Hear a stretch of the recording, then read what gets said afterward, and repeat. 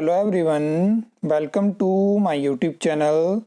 इस वीडियो में हम हिमाचल प्रदेश में टीजीटी और जेबीटी कमीशन की लेटेस्ट अपडेट के ऊपर बात करने वाले हैं।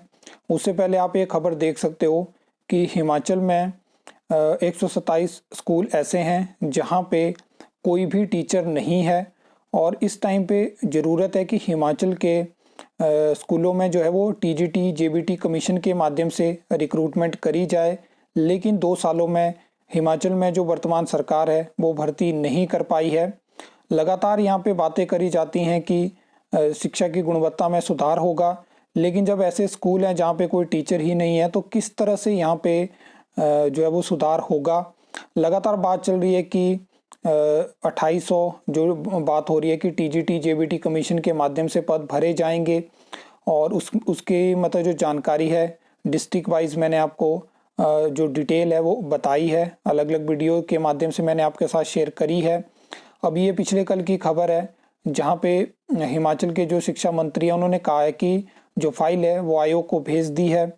लेकिन आप भी जानते हैं और मैं भी जानता हूँ कि क्या इस समय हिमाचल प्रदेश राज्य चयन आयोग हमीरपुर क्या एग्ज़ाम कंडक्ट करवा सकता है। सिर्फ एजेंसी वहाँ पे फाइनल हुई है, उसके बाद सिर्फ एक मीटिंग सीडेक के साथ हुई है। उसके अलावा ना अभी तक एमओयू साइन हुआ है और ना आयोग का जो अपना सिंगल विंडो सिस्टम है वो मतलब बन पाया है। तो कहाँ से यहाँ पे रिक्रूटमेंट हो सकती है?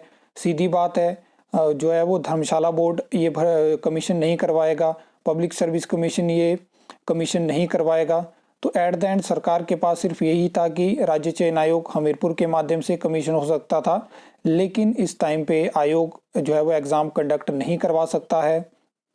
तो इस साल भी आपको पता है कि अभी मार्च के बाद स्कूलों में जो है वो नया सेशन शुरू होगा। तो उस टाइम पे भी क्या होगा कि नई रिक्रूटमेंट यहाँ पे नहीं हो पाएगी। सिर्फ काम चला हुआ है कि बैच वाइज रिक्रूटमेंट कर लो या इस कोटा से रिक्रूटमेंट कर लो, लेकिन जो लोग पिछले कई सालों से वेट कर रहे हैं कि कमीशन होगा, लेकिन कमीशन नहीं हो पा रहा है।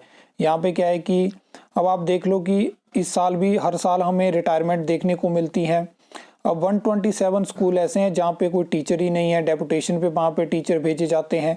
अब जिस स्कूल से डेपुटेशन पे दूसरे स्कूल में टीचर जाएंगे तो वहाँ पे भी तो जो एजुकेशन होगी वो सफ़र करेगी और इस वजह से बहुत सारी दिक्कतें हमें देखने को मिलती हैं।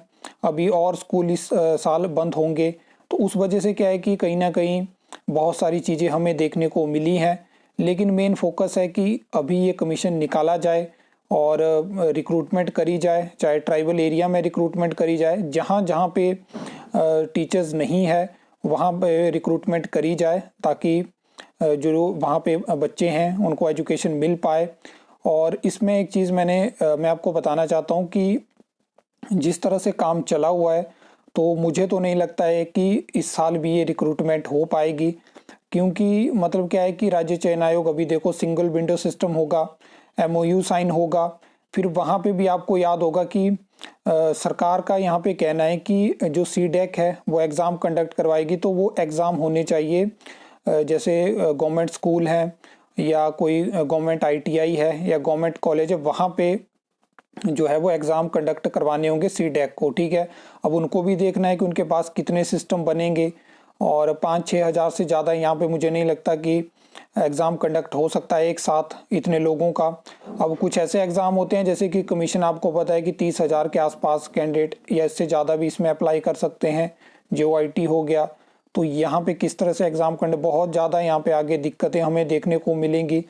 अब इस चीज़ पे सरकार को सोचना होगा, क्योंकि सरकार ने HPSSC हमीरपुर को बंद करा और उनके पास कोई प्लानिंग नहीं थी कि किस तरह से हम नए आयोग को चलाएंगे। और अभी भी लगातार मांग उठ रही थी कि OMR बेस्ड एग्ज़ाम करवाइए, फिलहाल जब तक ऑनलाइन एग्ज़ाम कंडक्ट करवाने के लिए इंफ्रास्ट्रक्चर नहीं है।